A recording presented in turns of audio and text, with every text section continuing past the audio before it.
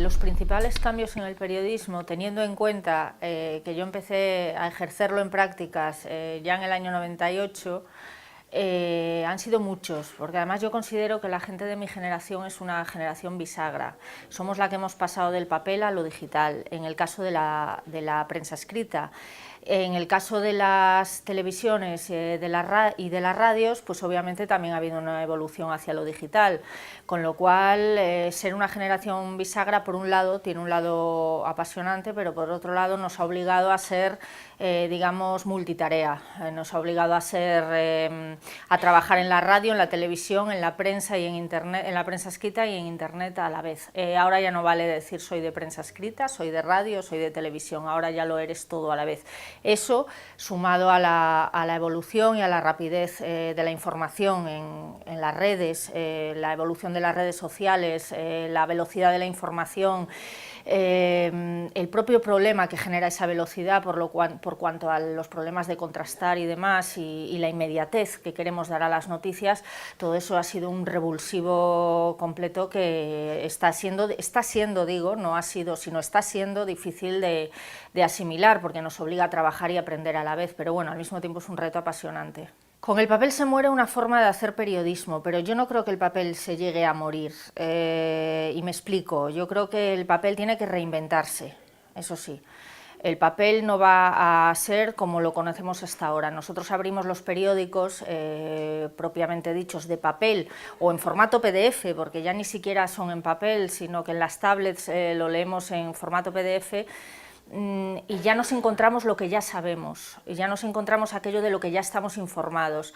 Y la gente, además, porque bueno, yo puedo hablar en nombre de un gremio que es el periodismo y en el que estamos siempre recibiendo noticias, pero los lectores, los que no son periodistas, ya sufren ese retraso de la información. El papel no puede conformarse ya solo con informar de los hechos puntuales, tiene que ir un paso más allá, y yo creo que en esa reinvención es en la que tienen que trabajar, y no tiene por qué morir, al revés. Yo creo que puede ser una aportación que, sumado al periodismo digital, puede engrandecer el periodismo, que está pasando unos momentos muy complicados. Los periodistas siempre fueron un sector muy estresado, porque el hecho de trabajar en prensa, el hecho de moverse muchas veces sin que sepan que te mueves, en la ignorancia, en el anonimato, el hecho de hacer fuentes, el hecho de sumarlas, al mismo tiempo tener que contar con las fuentes oficiales, esa cercanía a los poderes económicos y políticos, siendo tú a tu vez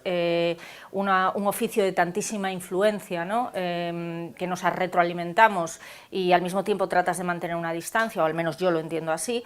Era muy complicado en la época del papel, pero ahora es tremendamente, me atrevería a decir, corrosivo, por una razón, y es porque el periodismo digital no ha encontrado su modelo de negocio. El periodismo digital es muy influyente, el periodismo digital tiene su sitio, eso es indiscutible, los diarios digitales y demás, pero no cuentan digamos, con las macrocifras de inversión, también porque somos muchos más, la competencia es abrumadora, somos muchísimos más medios que antes, no cuentan con el volumen de inversión con el que contaba la prensa escrita. Los periodistas nos hemos convertido de sectores, de personas influyentes y con unos sueldos relativamente dignos, a ser un sector muy maltratado por las empresas. Además, creo que está mal pagado el oficio, muy mal pagado, pero tiene que ver también no tanto por el negocio en sí, ¿no? El empresario siempre busca el máximo beneficio con el mínimo gasto, como por esa idea que digo de reconversión del sector. No se valora todavía la información como tiene que valorarse, porque la información en la era digital todavía no ha encontrado su sitio. Se ha frivolizado la información, quiero decir, cuenta más los clics que tengas en informaciones digitales que una información periodística bien hecha. Nosotros en el periódico, en el diario público, lo sufrimos, lo vemos a diario, quiero decir, hay informaciones que no cuesta ningún esfuerzo hacerlas y que se leen como, o sea, que suben las gráficas y nos inflan las gráficas a lo bestias, y hay otras que cuestan mucho trabajo porque es periodismo puro y sin embargo no nos rentabilizan nada en cuestión cuestión de clics. Entonces, bueno, eso le pasa factura al periodista, que al periodista al final es una profesión dura, intensa, que necesita tiempo, que necesita recursos, y claro, si me vas a cambiar una información bien hecha por otra que te va a dar 1 millón de clics, pues ¿cómo se va a valorar eso si vivimos en la cultura del clic? El modo de financiación entra muy en relación con la categoría que le demos al periodismo, pero yo soy partidaria de ir estudiando fórmulas. De hecho en público ahora es lo que estamos haciendo, porque sabemos que de la publicidad no se vive, la publicidad en Internet no tiene nada que ver con la publicidad en los medios escritos, nada que ver. Sabemos que de esa publicidad no se vive y probablemente estamos estudiando la vía de la suscripción también, cosa que hasta ahora habíamos descartado completamente. No por parte de la información, creemos que la información debe ser gratuita, pero los diarios digitales debemos ir un paso más allá y aportar valor añadido más allá de la pura información. Entonces sí, yo opto por las fórmulas mixtas, explorarlas todas, manteniendo siempre la independencia del medio. Ha cambiado mucho, en buena dirección, perdón, y en mala dirección. En buena dirección, yo creo que los políticos se dan cuenta de que ya no controlan tanto como antes. Quiero decir, antes había X medios, pocos, menos de 10, y ellos entraban en tromba, controlaban la agenda de los medios, ¿no? Pese a que bueno, el medio podía ejercer su influencia con determinadas exclusivas, pero controlaban la agenda. Ahora se dan cuenta de que no pueden con todo, de que realmente yo creo que la independencia de los periodistas, pese a que se estén denunciando menos independencia, el hecho de que se denuncie también es bueno. Antes no se hablaba del periodismo no independiente, del periodismo vendido, del periodismo cloaca, como decimos aquí en público. Antes no se hablaba de eso, ahora se habla de eso. Entonces ahora los mismos periodistas reivindicamos nuestro papel y reivindicamos que nuestro peor enemigo no nos va a llegar de la política, nos va a llegar de los propios periodistas, y ahí es donde tenemos que distinguir. Y los políticos se dan cuenta de eso, se dan cuenta de que yo creo que existe una reivindicación en el gremio de la independencia del periodista, además del currito hablo, ya no de los puestos directivos, del currito, y por ahí debe ir la senda. Los periodistas debemos protegernos del negocio, debemos protegernos de las empresas, de la mentalidad del empresario. Ojo, que eso no quiere decir que los periódicos no sean un negocio, pero tiene que haber una burbuja de protección y en ese camino debe ser. Lo malo es que estamos muy mal pagados, lo malo es que es una profesión que tiende a la precariedad, en la que cada vez se hacen menos contratos y eso nos deja muy a expensas del poder político, que se maneja con mucho halago, pues el poder político siempre tiene más poder material que el periodista, y eso pues nos hace más vulnerables a según qué tipo de seducciones.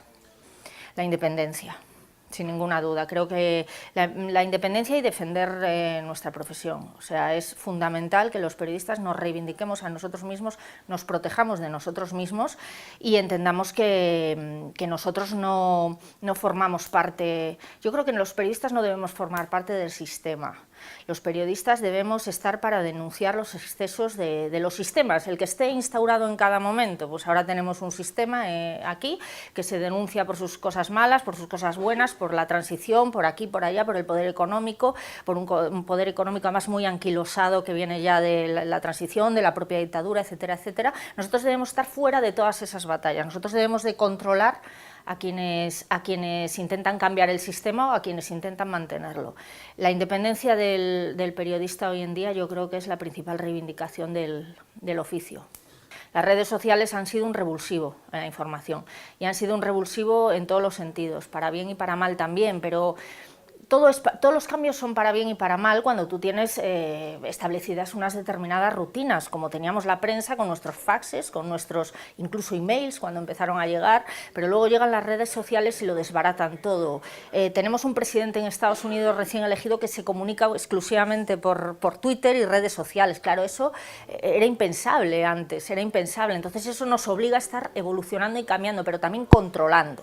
Las redes sociales no deben sustituir al periodismo. La información inmediata de 140 caracteres no solo no debe, sino que no puede sustituir el periodismo. Tenemos que entender y tenemos que tener muy claro qué es el periodismo y qué es la información. Porque información no es periodismo es otra cosa y está dentro de un contexto muchísimo más amplio que también tiene mucho que ver con la responsabilidad de quien ejerce el periodismo. Nos lo ha cambiado todo las redes sociales, pero yo creo que por otro lado, a efectos de publicidad para los medios es una herramienta que bien usada tiene un potencial muy positivo, muy positivo. Para nosotros es fundamental, para los diarios digitales, no solo para público, es fundamental.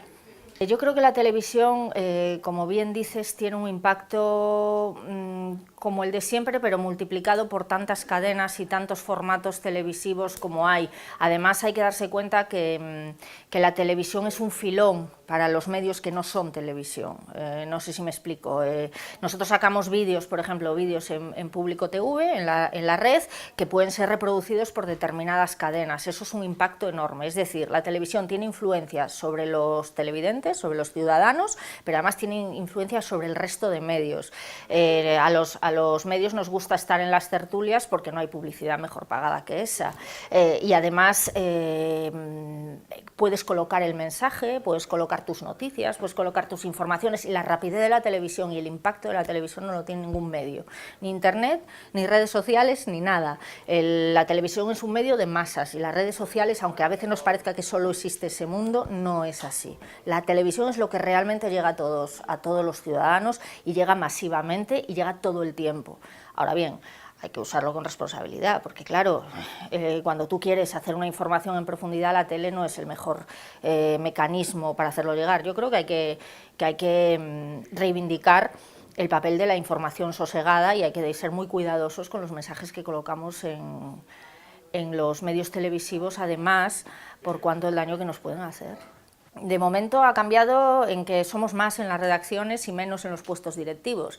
Solo un 10% de mujeres ocupan puestos directivos en la prensa, y eso hablo de responsabilidades de redacción puramente, porque uno se va a los consejos de administración y es para llorar, porque apenas hay presencia femenina, si no es una relación puramente accionarial, como creo que ocurre en Vocento con Luca de Tena, que está en el Consejo de Administración, y ahí es donde está el poder. El poder económico es el que decide, porque al final los medios son un negocio, y entonces pues el Consejo de Administración es el que decide por dónde vas a tirar la línea editorial. Si las mujeres no estamos ahí, si el 51% de la población no está ahí para mostrar la realidad de ese 51%, pues oiga, le estamos hurtando parte de la verdad y parte de la realidad a la gente, con lo cual no se puede decir que estemos informando con veracidad y objetividad. Yo creo que es importantísimo que esté equiparado entre hombres y mujeres el papel en la redacción, no solo en las redacciones, sino en los puestos directivos, que las mujeres tomen decisiones, que ese punto de vista femenino también se incluya, porque, insisto, somos el 51% de la población. Hemos avanzado porque ya se denuncia. Antes no se denunciaba, y eso es un paso muy importante. Y yo creo que los empresarios van tomando conciencia de que no es un lastre que las mujeres entren en las redacciones, sino que aporta, y aporta mucho. Y en cuanto se deje el machismo a un lado, aunque solo sea en muchas ocasiones, porque yo sé que las educaciones y la tradición en este país es difícil de romper, aunque solo sea por puro interés económico, evolucionaremos, habrá más mujeres en puestos de responsabilidad, y demostraremos que es que tiene que ser así, porque es lo honesto y además es lo rentable. Creo que será muy cuantiosa. De la calidad, la calidad de la información que reciban dependerá de su educación, como todo, ¿no? Sobre todo desde el año cero, y dependerá de ellos mismos y del entorno social que tengan. Es muy complicado porque tienen muchísimo acceso a información, y de ellos y su criterio, el criterio que le inculquemos a nuestros hijos y nietos, dependerá de por dónde se informan. Pero la información será esencialmente digital y a través de móviles. El impacto de los móviles en la información es brutal. Más de la mitad de la información que generas llega a través del teléfono móvil, no hay más, y esto va increciendo, y los jóvenes, la primera tecnología que usan, más allá de los ordenadores, son los teléfonos móviles, están todo el día con los teléfonos móviles. Esa será su vía de acceso. En cuanto a la calidad de la información, no lo sé, dependerá de los periodistas y de cómo queramos que nuestro oficio se oriente, porque en este momento, insisto, estamos en un momento de mucha incertidumbre y de mucho desconcierto, pero yo soy optimista y creo que tenemos mucho que hacer, pero que lo haremos porque yo estoy segura de que a la mayoría de los profesionales de los que me rodeo les encanta su oficio y les tiene que encantar, porque es un oficio duro. Aunque en este país se ve que tendemos al monopolio, yo creo que va a haber fusiones importantes, pero que también va a haber ¿cómo diría yo?, una nueva dimensión de medios alternativos muy importante, incluso más influyente en términos sociales que los propios grandes grupos, y eso ya se está viendo. Los grandes grupos de comunicación, que además arrastran momentos económicos muy complicados, con grandes medios y gran dependencia del poder político, gozan de mucho menos prestigio que los medios pequeños o medianos, como pueden ser Público, El Diario, Infolibre, El Español, Independiente, además me refiero al Confidencial, me refiero a todas las ideologías, creo que gozan de menos prestigio los grandes grupos de comunicación. Eso no quiere decir que la gente no los siga, porque yo creo que aquí tú enciendes la televisión y se ve todo, pero evolucionamos hacia eso, hacia un macrocosmos de grandes medios y grandes grupos con mucha influencia y menos reputación, y un microcosmos que, por más numeroso, probablemente sea más influyente socialmente y que tenga muchísimo más prestigio entre los ciudadanos y que condicione mucho más de lo que esos grupos, grandes grupos, quisieran.